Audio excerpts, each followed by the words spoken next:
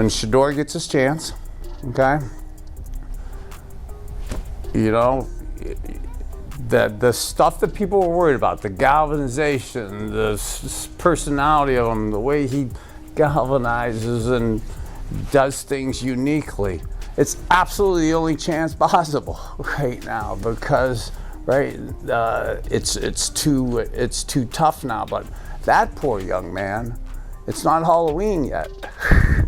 Okay, so he has to stay alive through Thanksgiving and Christmas and New Year's Day.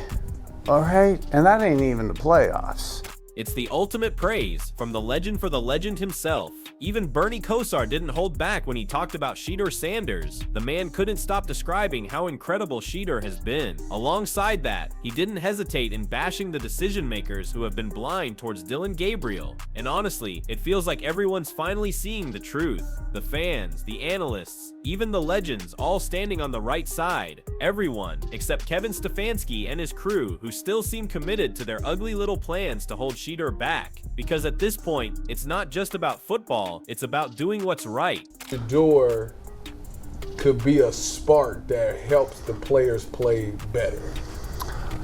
So, yeah, but look at, he fires me up. I want to play better. I'm physically not good enough to beat you, okay?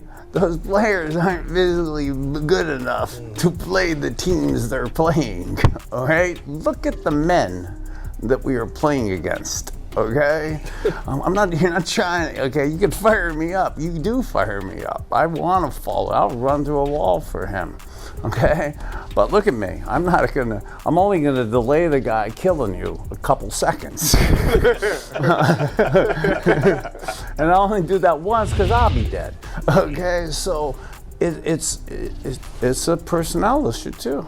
Bernie Kosar simply could not have articulated it with more precision. Having been immersed in this game for a sufficient duration, he can recognize authentic raw talent when it manifests before him, and his pronouncements regarding Shedeur Sanders are absolutely, unequivocally on point. He is, in essence, vocalizing the very sentiment we have all been privately harboring. Shedeur possesses that intangible X factor, the leadership, the unshakable composure, the singular energy that naturally draws people together. That is precisely what Bernie signifies when he speaks of a galvanizing force. It is not mere hype, it is a palpable presence. Shedeur enters a room and people instinctively listen. They feel that intrinsic drive. That is the very quality that distinguishes the merely good players from the truly great ones. Bernie sees it, the fans see it, so why does Stefanski persist in acting as though he is oblivious? And Bernie's cautionary note about Shedeur staying alive through the season is a coded message. He is directly calling attention to the immense pressure this young man is enduring, pressure originating not just from the game itself, but from the very individuals around him, who ought to be his staunchest supporters, but are conspicuously not. It's as if Bernie intuitively understands that Shedeur is engaged in a war on two fronts, one against formidable on-field opponents, and another within the toxic political landscape of his own team. Why should a young quarterback ever have to contend with such a dynamic? Why isn't the coaching staff doing everything within their power to protect and build around him, instead of leaving him stranded in the middle of their self-created mess? Bernie is in no uncertain terms imploring the Browns to wake up before they irrevocably ruin something truly special, because honestly, when a franchise legend like Bernie publicly lauds Shedeur, that alone should tell you everything you need to know. This is about a potential that is already yielding tangible results, yet Stefanski and his cohort act as though they are incapable of seeing it.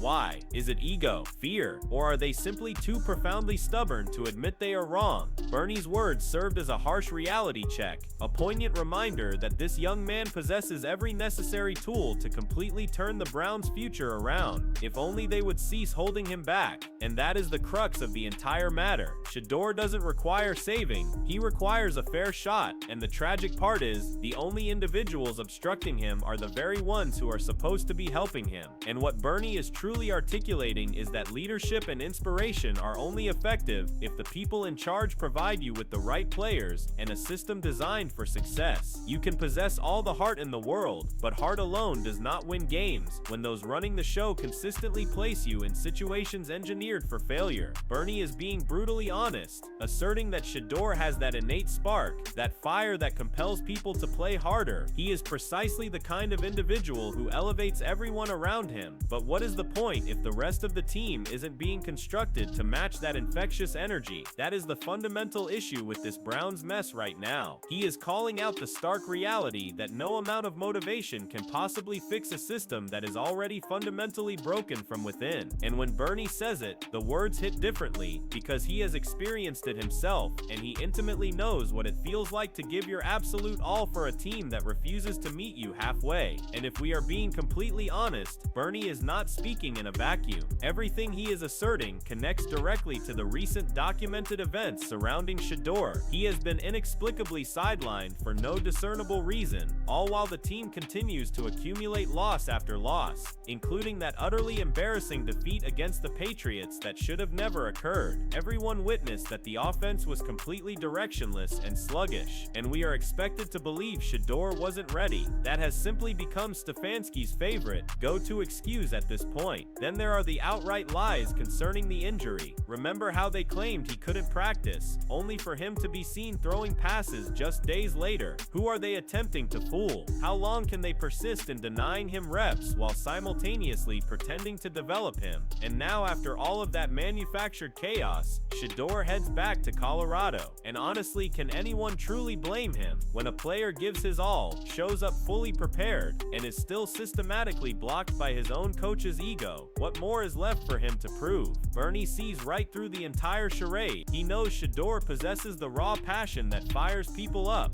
the kind of player for whom teammates would literally run through a brick wall. You know, nail in a coffin in Shedeur. You know, because it won't be his fault either. So you're saying that when Shedeur gets his chance, we shouldn't write him off after 4 or 3, whatever the games is? No, because all the same issues are still there, and they're probably going to get worse because we're going to trade guys. Yeah, well, okay. Yeah, and the guys are going to get hurt, and they don't come back at the end of the year when you're hurt and you're injured. Do you think that, you know the game? Bernie's fundamental belief is that when Shedeur finally receives his opportunity, the team will already be in a state of disintegration around him, and it is imperative that people comprehend this reality before reflexively jumping to assign blame. And he is unequivocally correct, because let's face the undeniable facts. This organization has meticulously cultivated chaos, all for the most misguided of reasons. You cannot simply thrust a quarterback into a fundamentally broken system, with half the roster either injured or traded away and morale at an absolute rock bottom, and then pivot and declare that he has failed. That isn't failure, it is sabotage, artfully disguised as opportunity. And this, it would seem, is precisely what Stefanski has been orchestrating, because any other explanation simply does not make sense. Bernie knows the game intimately. He has been there, and he is astutely pointing out how the same deep-seated internal issues will persist, unabated, when Shedeur finally steps onto the field. Nothing fundamentally changes just because you introduce new blood. If anything, the situation deteriorates further when your best players are gone, and your locker room is hanging on by a mere thread. And you know what is truly insane? He is already predicting it, asserting that Shedeur is going to be made the scapegoat for circumstances entirely beyond his control. That is the proverbial nail in the coffin he is alluding to. The narrative is being deliberately constructed before the kid has even been afforded a fair and equitable shot. How can you possibly expect a quarterback to thrive when he is knowingly walking into a tempest manufactured by his own coaching staff? Bernie is not making excuses for Shedeur. He is courageously articulating the truth that everyone else is too afraid to say. The Browns are systematically setting this up so that when things inevitably go wrong, they can conveniently blame the player instead of owning their own catastrophic failures. And that is precisely why Bernie's words carry so much weight. He is desperately trying to prevent the team from burying Shedeur before he even gets the chance to truly demonstrate what he is capable of. Kevin Stefanski, I don't want to put words in anybody's mouth because no one's told me this, but you have to protect your quarterback. Even if your quarterback, even at the end of my career when I was not as good as I should have been, I did not believe in myself. And when you believe in yourself, even if it's fake, okay, then you at least have a chance to do something with it, okay? And the belief of that, you know, of trying to get him into the game, Mike Vrabel knew it. And it wasn't because Mike Vrabel was a coach here last year. Okay, that's Belichick, Saban, that's the NFL, okay? Bernie's point hits even harder when you look at someone like Dillon Gabriel. Bernie's point resonates with even greater force when you scrutinize someone like Dillon Gabriel, a player who has been consistently handed opportunities, but has yet to definitively prove he can carry a team when it genuinely matters. Honestly, Gabriel simply does not possess that innate spark, that unshakable self-belief that Bernie is alluding to. He plays a safe, almost scared, brand of football, adhering strictly and only to the pre-designed script. You cannot fake leadership, and you most certainly cannot fake the kind of profound confidence that inspires your teammates to place their unwavering trust in you. He looks as though he is merely trying not to mess up, rather than actively trying to win. That is the fundamental difference between someone like Shedeur and someone like Gabriel. Shedeur fights through the chaos and still manages to find a way to lead. Just look at his collegiate experience and his impressive statistics. They are truly incredible. Conversely, Gabriel fades the very second things become uncomfortable. You can hand Gabriel the best playbook, the most impenetrable protection, and he will still, somehow, manage to look uncertain.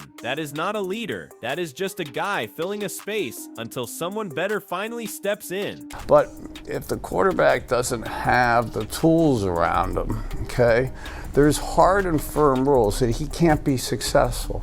And then you could overcome sometimes some of the lack of separation from us DBs and being able to do that if you've got the Justin Aber, Dan Marino, okay, Josh Allen firearm where you could rocket it up. Because in the old school games of Don Shula, Bear Bryant, Paul Brown, they did this back scientifically, and versions of this still happen. And that is precisely where both Dillon Gabriel and Kevin Stefanski completely missed the fundamental point. Gabriel simply does not possess the requisite arm talent, the necessary speed, or the quick read capabilities needed to execute the types of throws Bernie is describing. He is far too predictable, and when a play invariably breaks down, he freezes. You cannot perpetually hide behind a scripted game plan. At some juncture, you absolutely need a quarterback who can spontaneously make something happen, and Stefanski, for his part, is out here calling plays as if he is terrified to actually trust his own guy. That is why the offense appears to be perpetually stuck in the mud. He is demonstrably more preoccupied with controlling the game than with actually winning it. And what you see is just a coach babysitting his quarterback instead of empowering him to lead. The palpable hatred towards Shidor has compelled him to resort to all sorts of embarrassing tactics. You simply cannot run an NFL offense in that manner and realistically expect to achieve positive results. Meanwhile, you have Shedeur, a young player who actually possesses the innate timing and the proven ability to make those crucial 2.7-second throws that Bernie is describing. He processes information faster, he sees the entire field with greater clarity, and he is not afraid to let it rip. Yet somehow, Stefanski continues to keep him benched while Gabriel helms the most lifeless and anemic offense in the entire league. Actually, it's not somehow. We all know precisely why he is doing that to Shedeur, and it is an absolute joke. So here is the real, unavoidable question. What exactly are Stefanski and the Browns waiting for? How many more games must be lost before they finally concede that Gabriel is just not that guy? How many more underthrown passes? How many more 3-and-outs before someone in a position of authority finally says, enough is enough? Why is Shedeur still sitting in Colorado when it is abundantly clear that he possesses the very tools Bernie is so accurately describing? And what exactly is needed for the Browns this season? Why is a head coach still protecting abject mediocrity instead of constructing a real dynamic offense around a raw talent that is poised to explode? And why does Gabriel continue to get a pass when everyone can plainly see that he is holding this entire team back?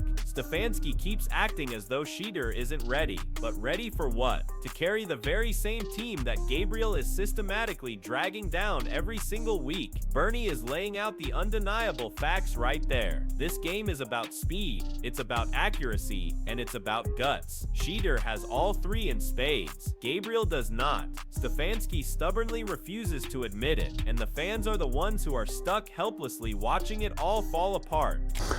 And right now, the Browns and the players need to be self-prepared. They are not. And the organization. And unfortunately, like even in the spot I'm in, I'm having to be really selfish to get myself healthy, and then I hope someone learns and could benefit, and I'm going to give that to you. Well, right now, this is it's not even Halloween yet, and where everybody's in preservation mode. You know, no matter what they say, they're in preservation mode. And I know we want to kind of get to the quarterbacks and to the offense and to the play calling and that. And give me some leeway on what comes out of my mouth and stuff because of some of the stuff I'm going through. So I don't really have the Bernie articulated the one raw truth that no one within the Cleveland Browns organization possesses the courage to admit. This team is fundamentally mired in a reactive survival mode instead of a proactive fight mode. And until that deeply ingrained mindset undergoes a radical transformation, no quarterback, regardless of their talent, can ever truly thrive. If you have been watching what's been unfolding, you know Bernie is not wrong. Drop your thoughts in the comments. Hit that like button if you stand with Shidor, and don't forget to subscribe for more real talk on what's actually happening inside Cleveland. So what do you think? Do you agree with Bernie's thoughts?